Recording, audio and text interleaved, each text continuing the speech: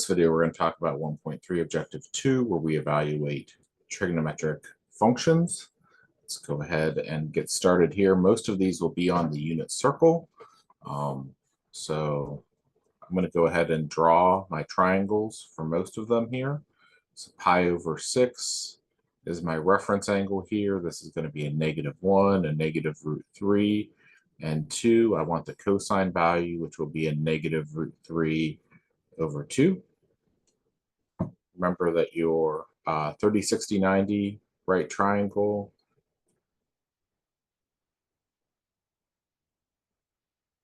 has reference values of 1√3, 2. That's the proportions of the sides there. Your 45, 45, 90 isosceles right triangle, which I may not have drawn very well here, but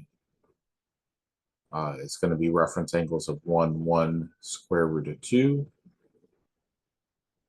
It's 45, 45, 90. It's 1, 1 root 2. So I'll be using those here. Sine of pi over 6 is a 1/2. So look at your sine of 30 degrees right there. Tangent of 5 pi over 3. So we're down here in this quadrant, and pi over 3 is 60 degrees. So that's like this, and the cosine value, or the tangent value, excuse me, is going to be -√3.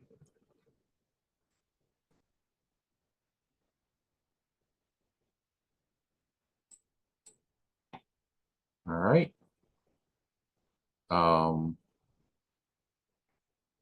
Let's move on to number 4. Now we need to look at cotangent of -22 pi over 3. So first, I'm going to divide here and say this is the same thing as cotangent of -7 pi minus pi over 3, like that. Remember that your period of cotangent was pi, so any multiple of pi will get you back to the same value. So this is the same thing as cotangent of -pi over 3. Let's go ahead and draw that down here. Pi over 3, -√3, 1, 2. Cotangent is going to be adjacent over opposite, and we'll rationalize and get a -√3 over 3.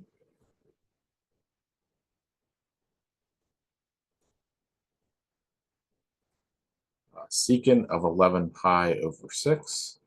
So we're down here, pi over 6 away, and this is a -1, a √3, and a 2. So we want 2 over √3, since it's hypotenuse over adjacent. We're going to rationalize that. It's going to be 2√3 over 3.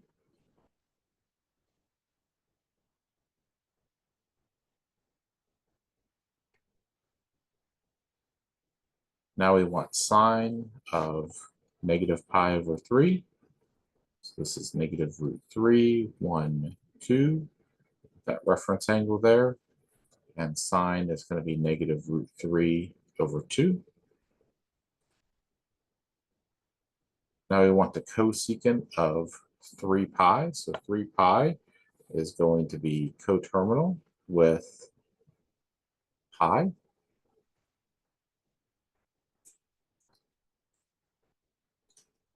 Cosecant of pi. I'm going to look on my unit circle here. It has a value of -1, 0. So this is the cosine value. This is the sine value. 1 over sine of pi.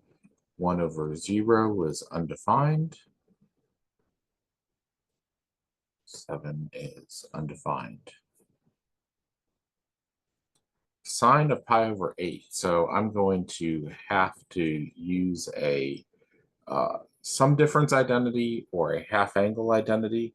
I'm going to use a half angle identity to say that this is the sine of half of pi over 4.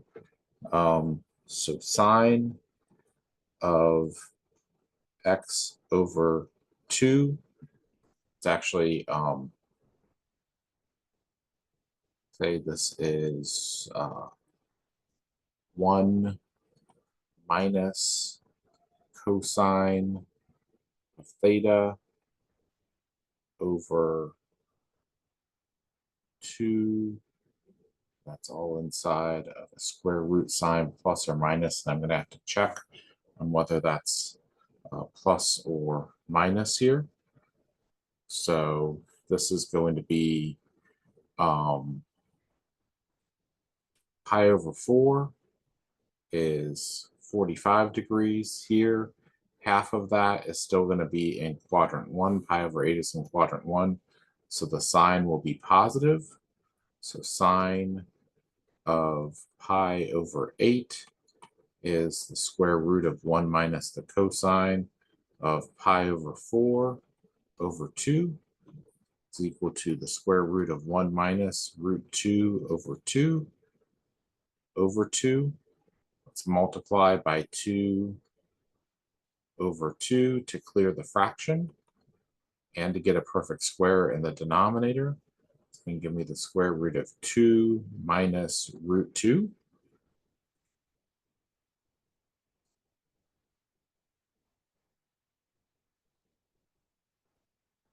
All divided by 2.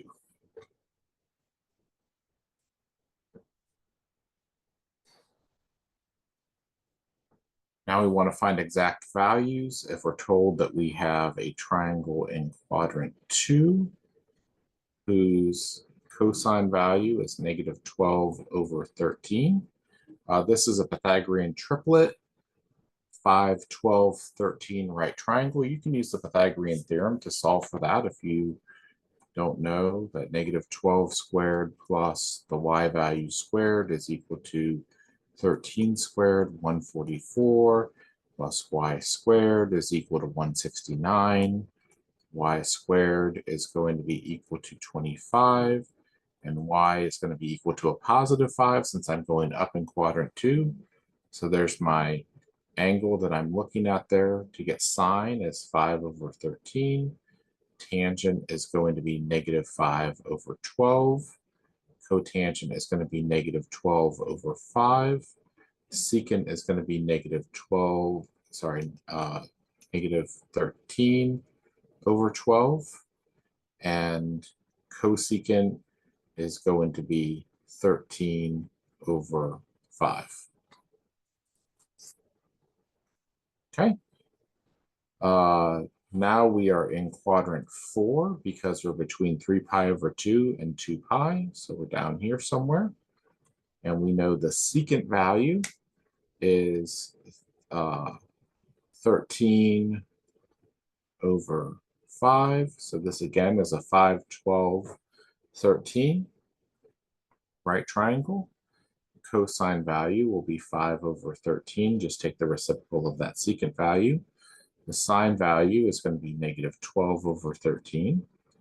The tangent value will be negative 12 over 5. The cotangent value is negative 5 over 12. And the cosecant value is negative 13 over 12.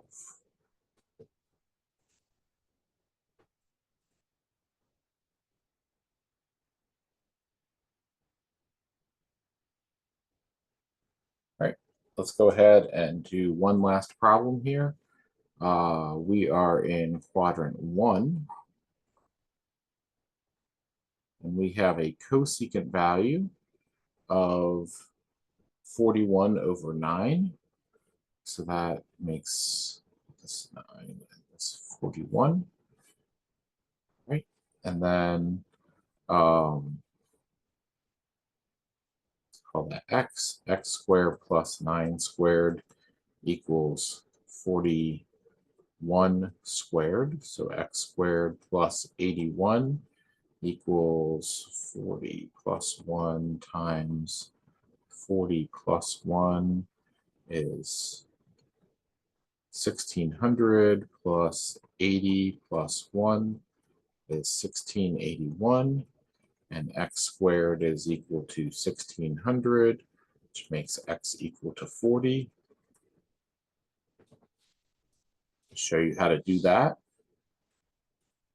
So now we have sine is 9 over 41, cosine is 40 over 41, tangent is 9 over 40, secant is 41 over 40, and cotangent is 40 over 9. All right, that's it for this video. We'll come back next time and talk about 1.3, objective 3. See you for the next video.